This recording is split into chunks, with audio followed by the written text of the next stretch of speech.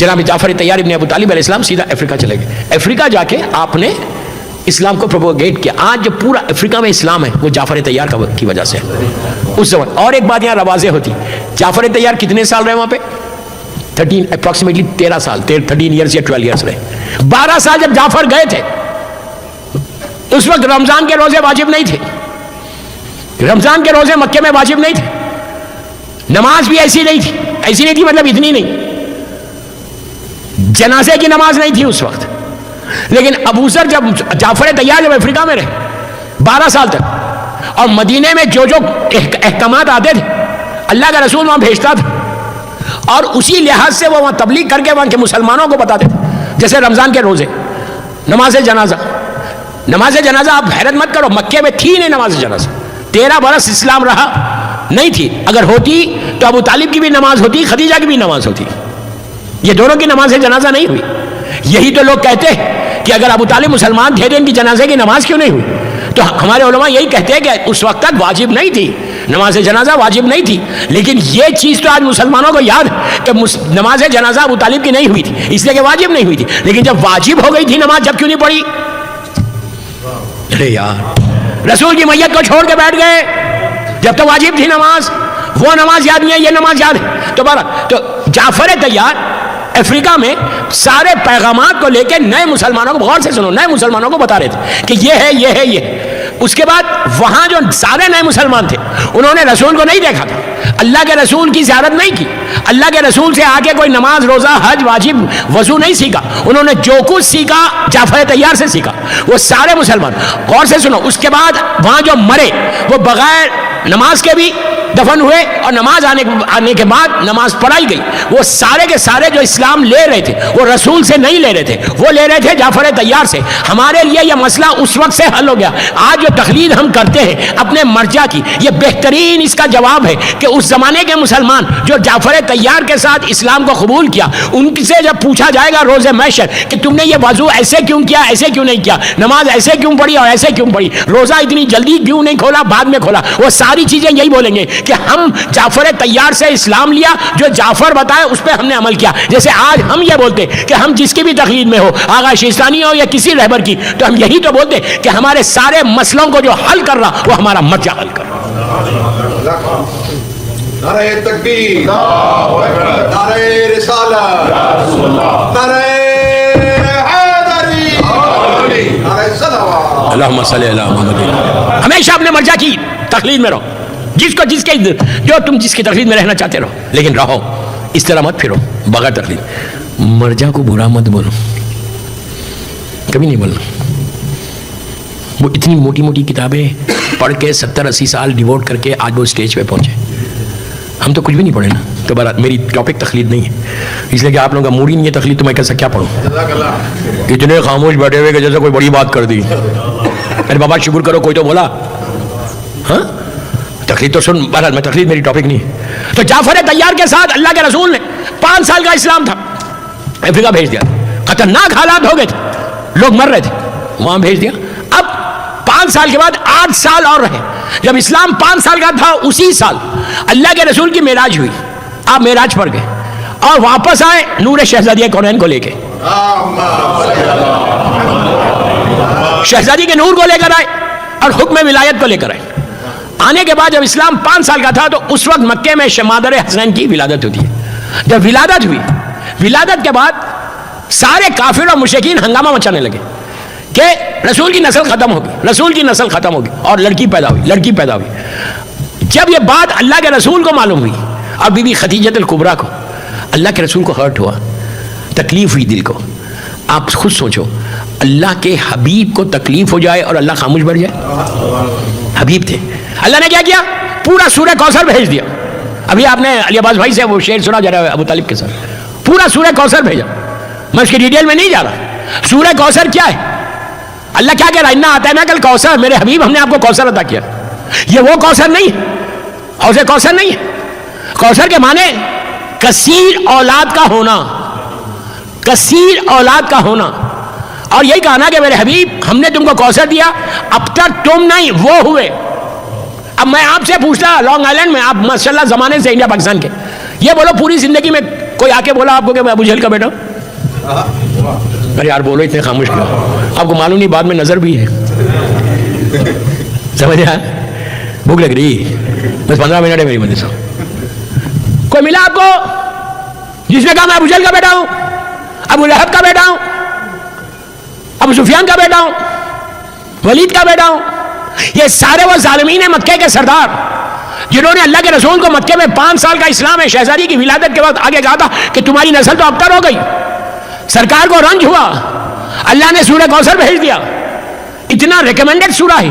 اولاد اگر کسی کو نہیں ہو رہی، 10 سال ہو جائے 12 سال ہو جائے، ڈاکٹرز کہہ دیں گے اس کو بچہ نہیں ہوگا، سورہ کوثر کی تلاوت کرے وہ، سورہ کوثر پڑھے 21 مرتبہ عشاء کی نماز کے بعد سورہ کوثر پڑھے۔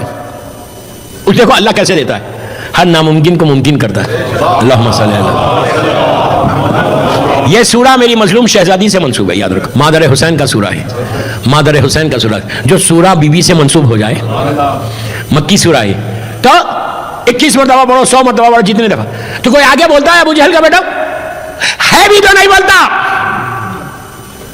یہ مت سمجھو کہ نہیں ہے۔ زیارت عاشورہ گواہی، ارے میں کیا بول رہا آپ سے، زیارت عاشورہ میں قیامت تک لعنت ہے ان ظالموں پر، میں نام نہیں لے رہا، زیارت عاشورہ گواہی، اگر ہے بھی تو کوئی نہیں بول رہا۔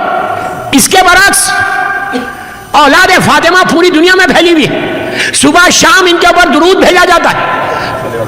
صلوات پڑھیں بابا صاحب۔ اللہ نے ایسے کوثر عطا کیا، اتنی شہادتوں کے بعد بھی اولاد شہزادی کونین موجود ہے، اور آج اور قیامت تک باقی رہے گی انشاءاللہ۔ سورہ کوثر نازل ہوا، بیوی کی ولادت ہوئی، اب تو اور پہاڑ ٹوٹ گئے، بیٹی ہوئی بیٹی ہوئی۔ اللہ کا رسول تبلیغ کرتے کرتے کرتے، اس وقت 2 شخصیتیں تھیں جو مکے میں رسول کے لیے شیلڈ بنے ہوئے تھے۔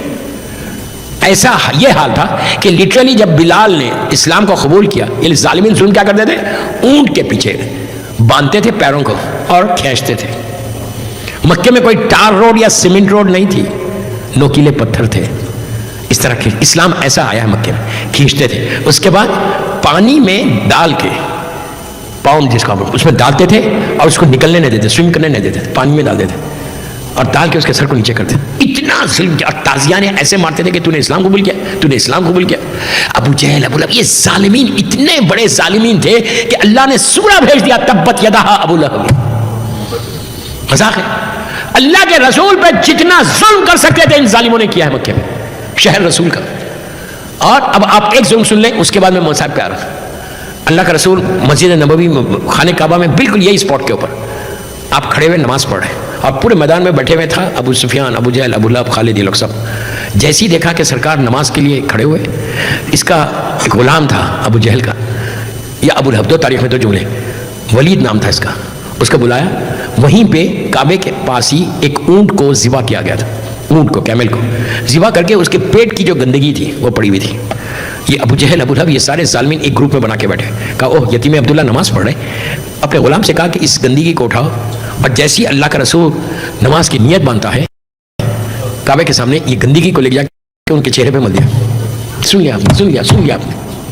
کائنات کا مالک رسول کو معمولی پرسنالٹی تھی، زمین پہ ان سے زیادہ افضل ترین کوئی اللہ کی مخلوق نہیں تھی، ان کے صدقے میں اللہ نے اتنا سب پیدا کیا۔ یہ ظلم، یہ اسلام کو پہنچانے کے لیے تکلیف اٹھائی۔ اللہ کے رسول کی آنکھوں میں شبنم سے زیادہ پاکیزہ آنسو آ گئے۔ آپ نے سن لیا، نماز کمپلیٹ کی، سامنے خانہ کعبہ ہے، کعبے کے پاس نہیں گئے، آنکھوں میں آنسو ہے، پلٹے سیدھا جناب ابو طالب کے گھر آئے۔ یہاں بھی ایک مسئلہ ہمارا حل ہوا کہ جو بولتے نا واسطہ مت لو، رسول نے اللہ کو بولنا تھا، اللہ کا رسول کعبے کو نہیں گیا بلکہ ابو طالب کے گھر گیا، جا کے کہا، جیسے ابو طالب نے دیکھا کہ اللہ کے رسول کے چہرے پہ یہ ظالموں نے یہ کیا، کہا بیٹا کس نے کیا؟ کہا فلاں تھا فلاں تھا فلاں تھا فلاں تھا۔ آپ نے جناب حمزہ کو پکارا، جناب حمزہ کو لے کے اور خاندان اہل بیت کے جوانوں کو لے کے گھیر کے اللہ کے رسول کو گھر سے اترے، سیدھا کعبہ پہنچے، یہ سارے ظالمین بیٹھے، اور نیام سے تلوار کو نکال لیا، لے کے کھڑے ہو، کہا کس نے کہا؟ اس نے کیا۔ اپنے غلام سے کہا کہ میں یہیں کھڑا ہوا ہوں، یہ گندگی اٹھاؤ اور اس کے منہ پہ لگاؤ۔ پھر نیام سے تلوار نکال کے ابو جہل اور ابو لہب کے یہاں رکھا، ابو سفیان کے یہاں رکھا، ایسا سردار مکہ ہے، رکھ کے کہا سنو، اگر تم یہ سمجھ رہے کہ یتیم ہے، میں بول رہا یتیم عبداللہ سرکار کا نام لے کے کہا، اگر تم یہ سمجھ کہ اس کا کوئی وارث نہیں ہے، میں اس کا کفیل ہوں، کفیل، یہ میری پناہ میں ہے، آج کے بعد اگر کسی نے آنکھ بھی میرے بچے کی طرف اٹھائی اس کی آنکھ توڑ دوں گا۔ دوستو جرأت چاہیے، آج جو محمد رسول اللہ بول رہے، لا الہ الا اللہ بول رہے، یہ صدقہ ہے ابو طالب کی محنتوں کا۔ بڑے خوشنودی سرکار ابو طالب بلند تر صلوات۔ میں کیا بول رہا آپ سے، بہت آسانی سے میں آگے بڑھ گیا، 50 منٹ کی مجلس ہو گئی، میں ختم کر رہا ہوں مجلس۔ جو میں آپ کو بول رہا اسے کوشش کرو عمل کرنے کی، follow the path, follow the path. اور لاکھوں سلام جناب ابو طالب کو، ابھی بھی ختیجہ کو۔ بس 2 مجلسیں رہ گئی، کل اور پرسوں، کل دن میں بھی 2 مجلسیں ہیں، ہمارے اسد عابدی صاحب کے پاس بھی ہے، اور کہیں ہاں زیکس کے پاس ہے، ضرور اٹینڈ کرو، امپورٹنٹ میسیجز دوں گا دونوں جگہ۔ اتنی خاموش کہ نیا کراؤڈ ہے۔